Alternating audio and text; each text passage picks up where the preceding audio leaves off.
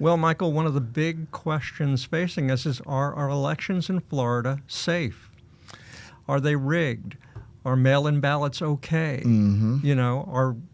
Are people stealing the election? That's become a very hot topic, not just in Florida but around the country. And we're going to be talking to an election supervisor who can help address some of those issues. And before we jump to her, Wendy Sartory Link, Palm Beach County Supervisor of Elections. What's your analytical take on all the noise out there? Well, some of the noise is, frankly, baloney. Our president complains about mail-in ballots while he uses mail-in ballots himself in Florida. So in Florida, you have to have a photo ID along with your voter ID when you go to vote. So that's, we're pretty well covered with that in Florida. How they do it in other states, frankly, I don't care. I live in Florida. Mm-hmm. But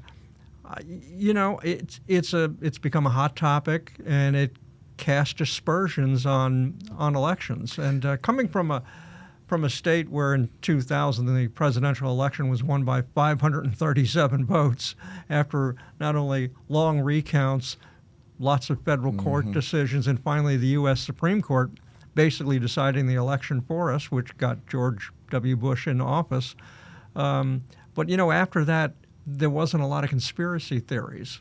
It was, but now, ever since the 2020 election, we've got all kinds of conspiracy theories out there about stolen elections, and that puts a lot of burden on not just Florida's election supervisors, but the volunteers who work there and the staff that works there, because there's a lot of people watching everything they do, and the slightest little thing, they think, oh my God, somebody's stealing the election. And as our podcast watchers join us, as we're leaning into primary season now here in Florida, a few factual things to point out. And I emphasize factual. It's not opinion. The reality is Republicans, to their credit at the time, helped to make sure that mail-in voting was robust in Florida. And to their great credit, were applauded for that. Some of the same Republicans who now say, oh, no good on mail-in voting. So that's just a fact. That's not opinion. The reality is, this is a fact. After 2020, one court after another, one leader after another, including the then Attorney General of the United States, Bill Barr, said there was no significant fraud whatsoever that influenced the outcome of that election. Number three, there's a lot of talk about federal oversight or involvement in elections around the country. Elections are the purview of the states. Again, that's a fact. It's not an opinion.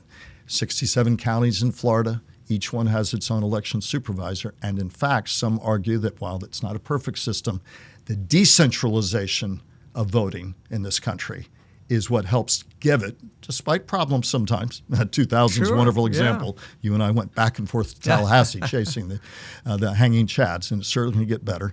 But the reality is the decentralization, many argue, is helpful. In fact, as I was chatting with Wendy Sartory Link, the Palm Beach County Supervisor of Elections, she was getting ready to go to a meeting of large counties from around the country, just talking about election process, just as they do in Florida. So it was interesting to talk to her. Her bottom line is, and we'll listen to the interview right now, Wendy Sartory Link says, here's the bottom line.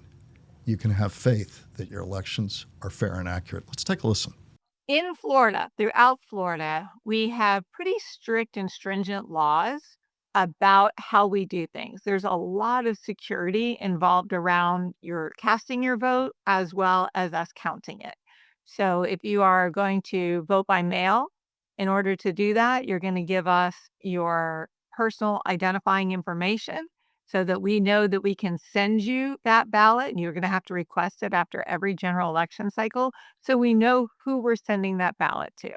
And then it's coded, not the ballot, but the envelope is coded. So when it comes back, we know that it's a ballot that we sent. It's not one that somebody created themselves and sent back to us, right? This is a ballot envelope and a package that we sent out. If you're voting in person, you're going to provide an ID, and you're going to provide that has both a photo and a signature. And so we know who you are when you're voting, and we're checking to make sure you're on their voter rolls.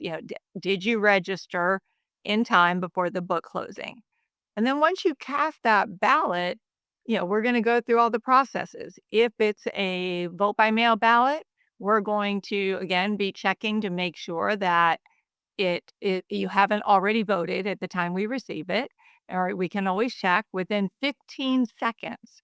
All of our um, all of our equipment knows when somebody votes in person and when we receive their vote by mail ballot.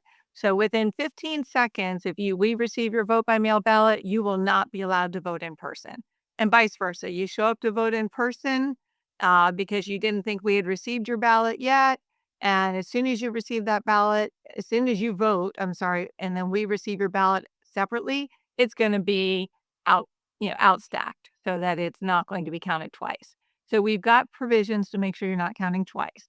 And then we're going to, like say, check the signatures if it's vote by mail when we're vote, and we're going to have that open to the public. It's going to be, we're going to notice it on the canvassing board schedule so that people know when we're opening ballots, when we're tabulating them, if we have to duplicate them, when they're being canvassed. We've got all kinds of things that are kind of lots of steps. All of our equipment is out there for everybody to see and is properly tested. How do we ensure that everybody's registered properly as a U.S. citizen when they vote? Right. So when you register to vote right now, up through December 31 of this year, the way we're checking is you are going to check a box when you register to vote that says you're a U.S. citizen. Eligibility is confirmed at the state level. And so they're going to perhaps put it through a saved database. They'll look to see if they have any indication, and they're going to let us know that. Come January 1, and that's under penalty of perjury. So there is both a monetary fine as well as potential jail time if it's discovered that you voted when you were not a U.S. citizen. Um, but then come January 1st, under House Bill 991, we have a different, scenario where people will have to prove documentary proof of citizenship. So that's a little bit different. And that is still, it's going through the courts right now to determine exactly how that will be done. As the statute currently stands, anybody who has not provided documentary proof of citizenship will be required to vote a provisional ballot at the polling location. And then when they would only have a very short time to prove that citizenship because under current law, any cures have to be done by that Thursday at 5 p.m. following the election. So without documentary proof of citizenship on file with us, then you would have to vote a provisional ballot. Fundamentally, why are you so confident that the machines work as they're meant to work, that the tabulation and the check and double checks all work and all give us a safety net that I and other voters can count on? Right. So first of all, they're tested. So, and we test them all, of course, behind the scenes, and we have those records of that testing available. Also, we do a public logic and accuracy test. So that public logic and accuracy test is where we are going to tell you in advance, these are the ballots that we pre-marked. This is the way we pre-marked them. And then we're going to run them through the machines while you're watching us. And then we're going to tabulate them and have them come out. So it's going to show all the different types of scenarios that this ballot that was marked this way was in fact tabulated this way. So you'll know that ahead of time. There are, in terms of all the ballots working their way through, there's lots of chain of custody requirements. There's a lot of cybersecurity involved. None of our tabulators are connected to the internet ever. It's a standalone system, so it has its own server. It's not even connected to our voter registration database, certainly not to our website. All of that is, that's all public information. The tabulators are separate. So we're very confident between our cybersecurity protocols and the physical security protocols that we have. Nobody's getting into those. And then we audit it afterwards. Let me ask you, in a county as big as, let's say, Palm Beach County, what percentage of votes at the end of the day, either they scrawled something in the wrong way, couldn't make out how they marked it? How many are sort of bad ballots? So we just can't figure out what the vote was. Can you attach a percentage to that? Uh, you know, it's less than 0.5%, probably significantly less than 0.5%.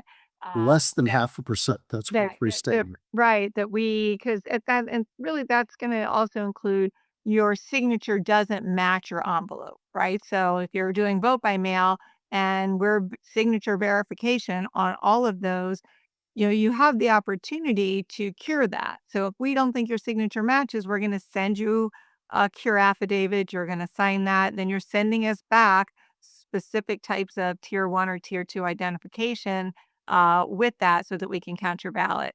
Yeah, there are some, like I said, that they're going to circle it wrong. They're not going to fill in the oval properly.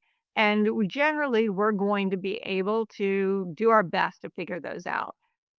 You sound like a supervisor extremely prepared and confident about the veracity, validity, accuracy, and confidence we can all have in the vote. Yeah, I'm a voter too, right? So, I'm a voter, my family's voters. It matters to us that this is, accurate and it's transparent. We want people to come see that process too.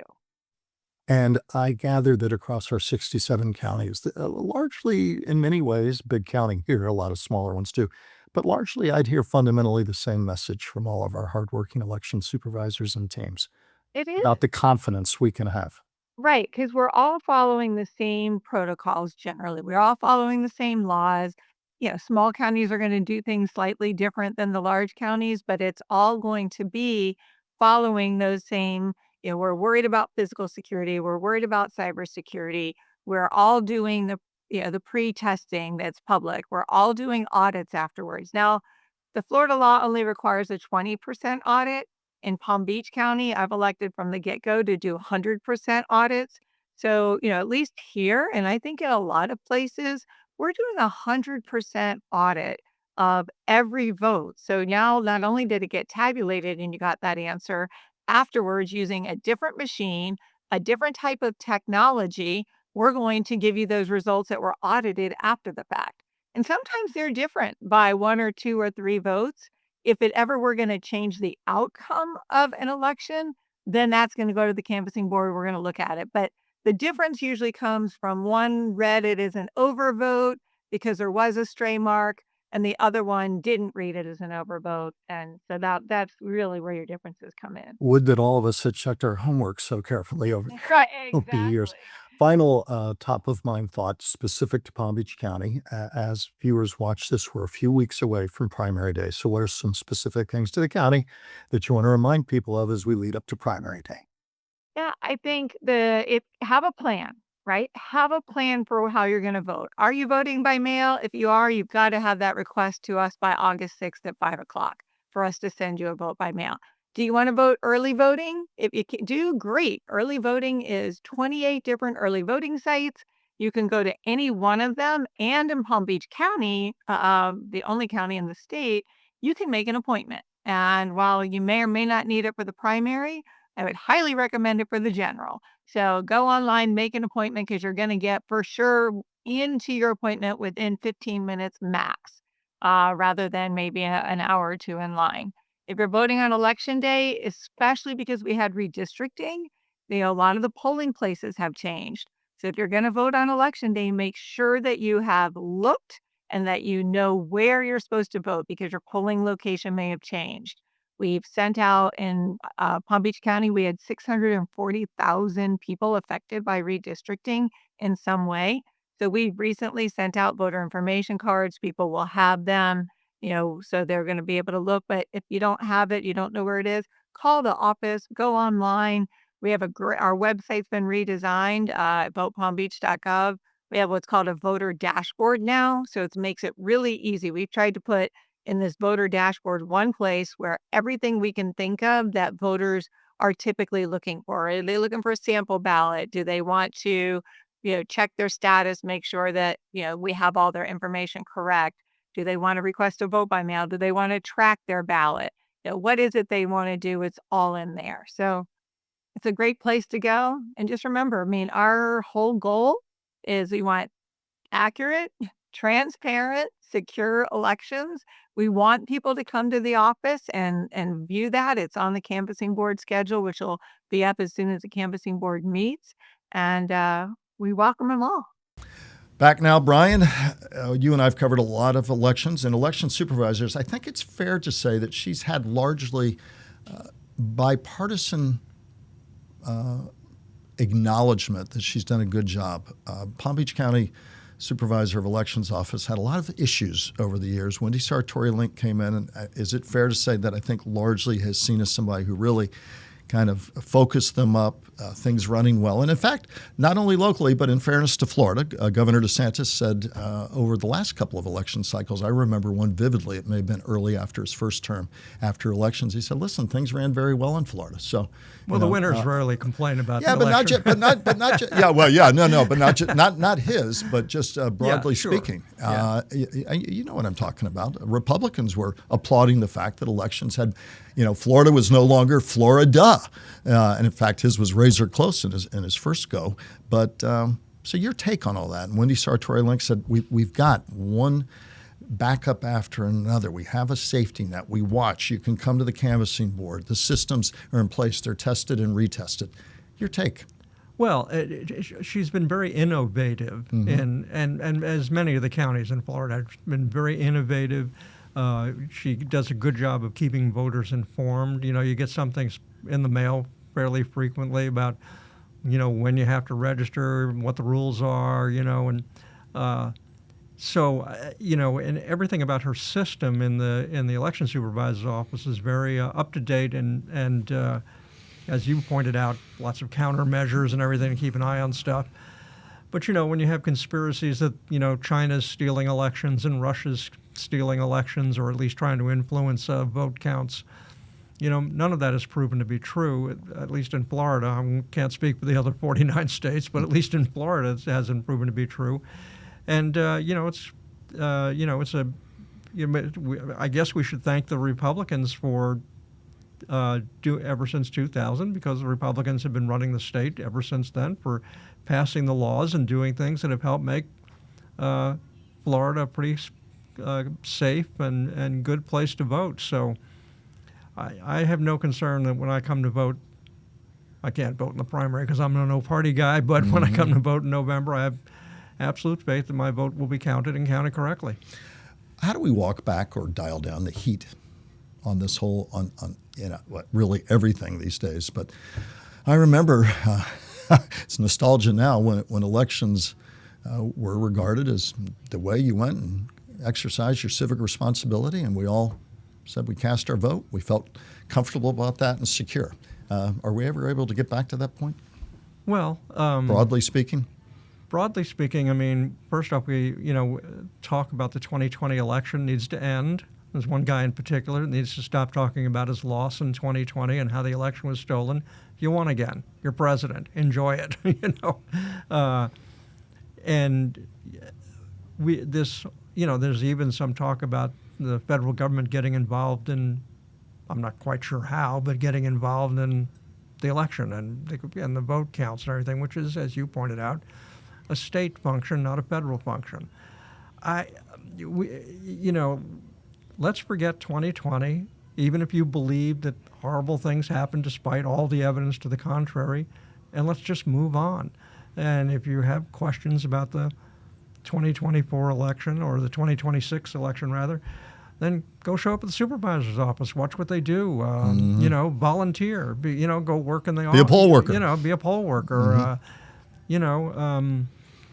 It's all going to be fine. And if mistakes are made, they're pretty good at finding the mistakes and fixing it. So I think we just need to calm down about it. Turnout tends to be light in primary day, although you have some big statewide races that'll settle who's the Republican, who's the Democrat for a number of, including for governor, senator. But it'll be interesting turnout. We talk about all of this other stuff, about all the heat being generated, but election supervisors, including Wendy Sartory Link, said, hey, remember, it's your chance to get out. We've got a lot of different methods for you to cast your ballot.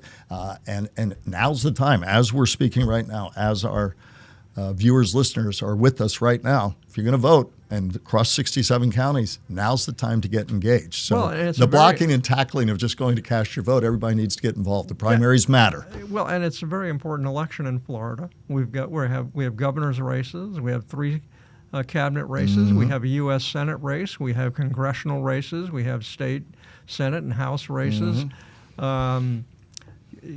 things that are going to, govern our state for the next 2 to 4 years, depending on the term that you're on. Very important election. And, people should be paying attention and learning about who the candidates are and before they go to the voting booth. And that's helpful. Yeah, that's helpful. Pay attention to the issues that they're talking about as we discuss on Top of Mind Florida, and be ready to vote intelligently both on August 18th, primary day, and in November, when general election. And you're going to hear us talk about it again and again. We have this summer. We've had quite a response from our viewers as well. One of the issues that will frame what decisions people make and will be part of the debate leading up to primary day and on to the general, the whole property tax debate. I had somebody say to me recently, and you and I've said it, I think it's one of the biggest votes Floridians have cast in a long, long time about whether to greatly raise homestead exemptions.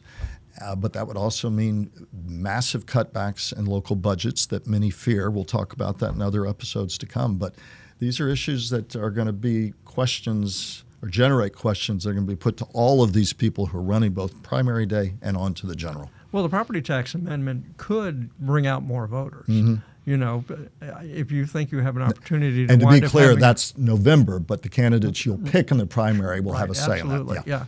So, in November, if you think you have an opportunity to significantly reduce your property taxes by voting in support of that amendment, you're gonna show up even if you don't even care about voting for governor.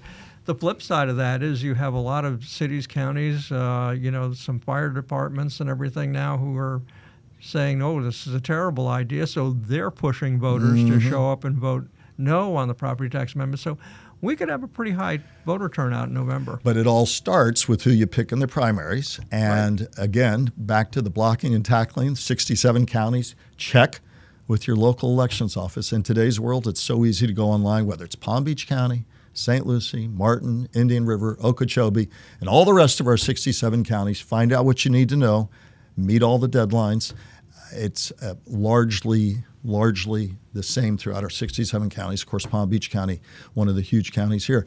But it's going to be interesting, and of course, I can already tell your blood's starting to run faster as we get near primary day, my friend. But voting, the fundamental building block of our American democracy, and that fundamental right that we all have. And Wendy Sartory Link is one who says you can count on the vote being counted fairly and accurately. Any other final thought before we go? Well, just a reminder that in my entire life, I've never voted in a primary because I'm a no-party guy.